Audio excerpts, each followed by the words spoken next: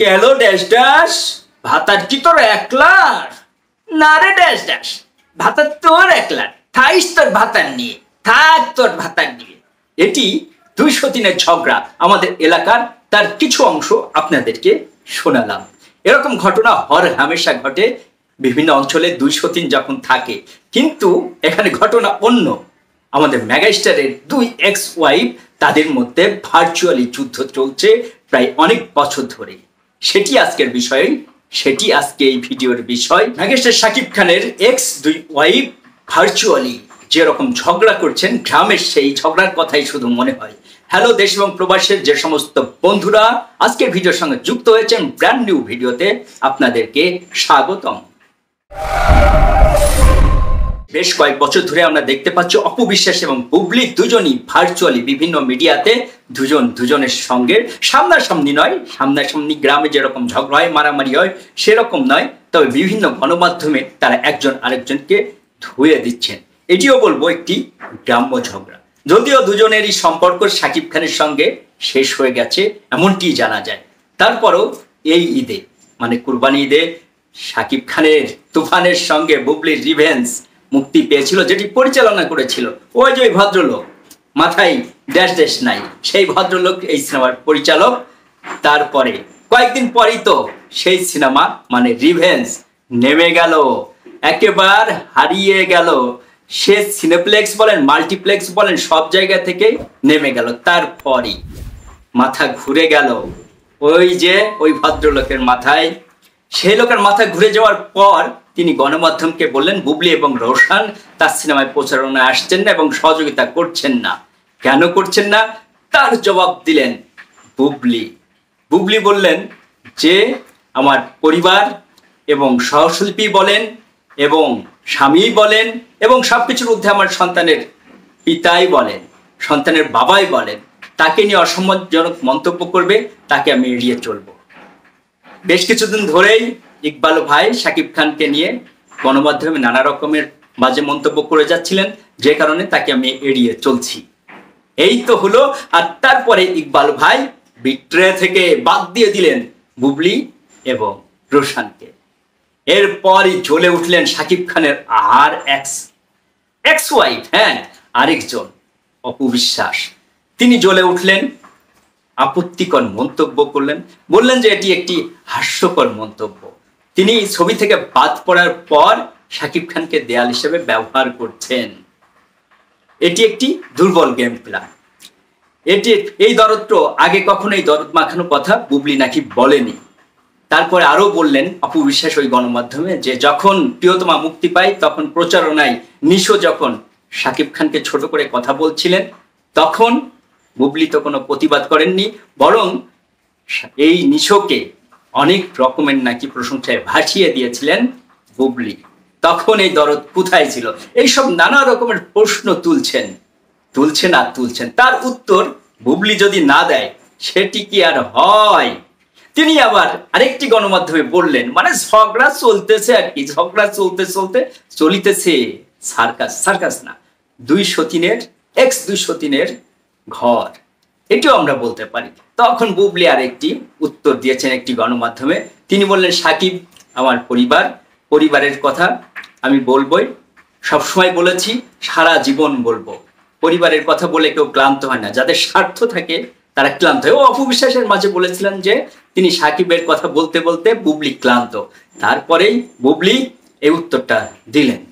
দেওয়ার পর আরো বললেন যিনি এই কথা বলছেন, মানে বুবলি বলেছেন যিনি এই কথা বলছেন তিনি কে, সেই মহিলা কে? তিনি ছাগলের 3 নাম্বার বাচ্চার মতো আমাদের মাঝখানে এসে টিনিং বিড়িং করেন। তার মানে কি বলতে চেয়েছেন বুবলি? আমাদের মাঝখানে মানে শাকিব খান এবং তার মাঝখানে?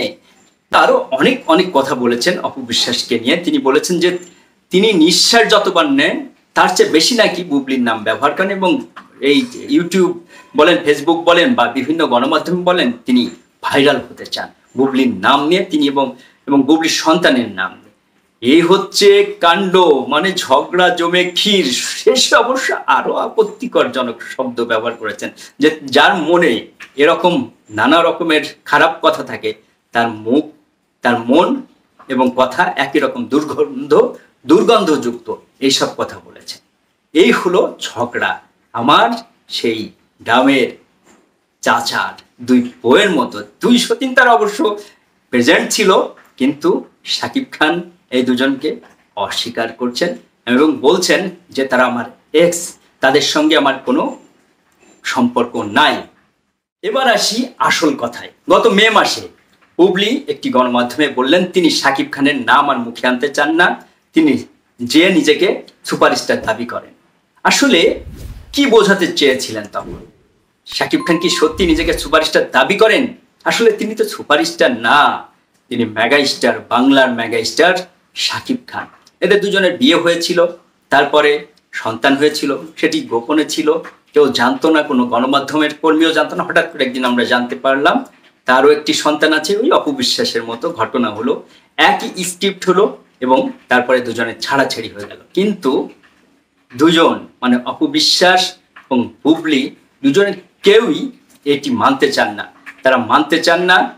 আরেকটি জিনিস দেখলাম আজকে একজন তুফান দেখে রিভিউ দিয়েছে ফারজানা টুম্পা ফেসবুকে। তিনি বলেছেন যে বেটার দুই এক্স কেন তাকে নিয়ে কাড়াকাড়ি করেন, এইবার বুঝতে পারলাম বেটা খুবই সুন্দর। তার মানে শাকিব খানকে বলেছেন। তাহলে সুন্দর হলে কি দুজন কাড়াকাড়ি করতে হবে? এক নায়ক দুই নায়িকা, মানে এক বধূ, মানে দুই বধূ এক স্বামী, ওই যে মান্না ভাইয়ের সেই সিনেমার মতো। কিন্তু এটি আর কতদিন চলবে? বুবলি এবং অপুর এই কামড়া কামড়ি কতদিন চলবে? এটি কি ভালোভাবে নেয় দর্শক? এই যে বুবলি এরকম কথা বলে, আবার অপবিশ্বাস তার উত্তর দেয়, কি প্রয়োজন এগুলোর? আমি বুঝতে পারি না। যারা এই দুজনের ফ্যান আছেন তারা কেউ কি এদের থামাতে পারেন না? এদের পরিবারের কেউ কি এদের থামাতে পারেন না? অপবিশ্বাসের পরিবারে অবশ্য মানুষের সংখ্যা কম, কিন্তু বুবলির তো পরিবার আছে। বুবলিকে কেউ কেউ থামাতে পারেন না এসব কথা থেকে। এবং সাকিবের পরিবার থেকে একেবারে দুজনের নিষেধাজ্ঞা জারি করা হয়েছে, দুজনের উপরে পরিবারে তার বাড়িতে প্রবেশ নিষেধ। তারপরেও কি এদের লজ্জা হয় না? লজ্জা হওয়া উচিত তো। চুপ করে যায় না কেন? শুভকামনা। অপবিশ্বাস যদিও দেখলাম যে তুফান দেখতে গেছেন, যে লিখেছেন তার ছেলে আব্রাহাম খান জয়কে নিয়ে গিয়েছিলেন, লিখেছেন তুফান টাইম। ভালো ভালো কথা। কিন্তু বুবলিকে আজ পর্যন্ত আমি সাকিবের কোনো সিনেমা দেখে, মানে ডিভোর্সের কথা হয়ে যাওয়ার পর এবং তাদের জুটির বাইরে কোনো সিনেমা আজ পর্যন্ত আমি দেখতে যেতে দেখিনি এবং প্রশংসা করতেও দেখিনি। কিন্তু অপবিশ্বাস হরহামেশাই করেন, প্রশংসা করেন যেটাই করেন। কিন্তু আপনারা যে ঝগড়াগুলো করছেন এগুলো কি ঠিক হচ্ছে? আপনারা দুজনই এই সমাজের সম্মানিত মানুষ এবং এগুলো দেখে মানুষ হাসে, আপনাদের নিয়ে হাসাহাসি করে। এই যুদ্ধ, এই ঝড় থামান। আপনাদের যদি কেউ নাও বলে থামাতে, আমার মনে হয় আপনাদের উচিত নিজেরাই থেমে যাওয়া। থামলে আপনাদের যে সম্মান আছে সেটি বাঁচবে। আপনারা যেভাবে ঝগড়া করেন এতে করে মেগাস্টারের সম্মান হানি হয়। এটি তো বুঝতে না পারলে আপনাদের বোঝাবে কে? সে বোঝানোর মানুষটা আমি খুঁজে পাচ্ছি না, থামানোর মানুষটা খুঁজে পাচ্ছি না। নিজেরাই থেমে যান। আপনারা সম্মানী মানুষ, এই সম্মান নিজের সম্মান। বিশেষ করে দুজনই বলছেন আপনাদের সন্তানের পিতা তিনি, তার সম্মান তো হানি হচ্ছে, মেগাস্টারের সম্মান হানি হচ্ছে আপনাদের এই কামড়া কামড়িতে, ঝগড়াঝাটিতে। গ্রামের মহিলাদের মতো ঝগড়াঝাটি বন্ধ করুন। যেহেতু দুজনই এক্স হয়ে গেছেন, সেটি মেনে নেওয়াটাই সবচেয়ে ভালো। দুজনের কেউই হয়তো বিষয়টি মেনে নিতে পারেন না যে সাকিবের সঙ্গে দুজনেরই ছাড়াছাড়ি হয়ে গেছে এবং সাকিবের দুজনের অতীত হয়ে গেছে। যেহেতু সাকিব এটি গণমাধ্যমে বলে দিয়েছে সরাসরি যে তারা দুজনই আমার কাছে এখন অতীত, কিন্তু এই দুজন সেটি মেনে নিতে পারেন না এবং সাকিবকে নিয়ে বুবলি কোনো কথা বললেই তার কাউন্টার দেন অপবিশ্বাস, আবার অপবিশ্বাস কোনো কিছু বললে বুবলি কাউন্টার দেন। এগুলো একদম করা উচিত নয়। মেগাস্টারের একটি সম্মান আছে, সেটি ভালো করেই জানেন এবং আপনারা সেটি মেনে নেন। মেনে নিয়ে দুজনের সঙ্গে সম্পর্ক ভালো হওয়ার দরকার নেই। যেহেতু দুজনের কাছেই সাকিব খানের একটি করে সন্তান আছে, তাদের মুখের দিক তাকান। তারা বড় হয়ে কি দেখছে? তাদের মারা ঝগড়া করছে, একে অপরের সঙ্গে কাদা ছোড়াছুড়ি করছে। তাদের মানসিক অবস্থাটাও তো আমার মনে হয় ভালোভাবে বেড়ে উঠছে না। তারাও তাদের দিকে নজর দেন, দুই সন্তানের দিকে নজর দেন। সাকিব খান তো দুই সন্তানের পাশে আছে, দুই সন্তানের কারণেই আপনাদের সঙ্গে হয়তো মাঝে মাঝে দেখা হয়। সেটিকে আপনারা ব্যবহার করবেন না প্লিজ। মেগাস্টারকে শান্তিতে থাকতে দেন। এই ঝগড়াঝাটিতে তার মনে খুব অশান্তি হয়, এটি স্বাভাবিক নিয়ম যে তার দুই এক্স তাকে নিয়ে ঝগড়াঝাটিতে মেতে উঠেছে, ভীষণ রকম ঝগড়া করছে। তার কাজ করতে এত চাপের মধ্যেও সাকিব খান যে অভিনয়টা করেছেন এই তুফানে, সেটি কিন্তু খুবই প্রশংসার দাবিদার। যদি ঘরের শান্তি না থাকে, একজন মেগাস্টার কিন্তু, একজন অভিনেতা কিন্তু সে তার ফেচে সেটি ফুটে ওঠে। যদিও আপনারা ঘরে না বাইরে আছেন, তারপরেও তাকে খুব অশান্তি রেখেছেন, সেটি করবেন না। হ্যালো দেশ এবং প্রবাসের বন্ধুরা, এতক্ষণ কষ্ট করে যারা আমার এই বকবক শুনলেন তাদের প্রত্যেককেই শুভেচ্ছা জানাই। সবাই ভালো থাকবেন, সুস্থ থাকবেন, নিরাপদে থাকবেন এবং আমার এই চ্যানেলটির সঙ্গেই থাকবেন। সবাই দেশের কাজে নিজেকে নিয়োজিত করি। খোদা হাফেজ।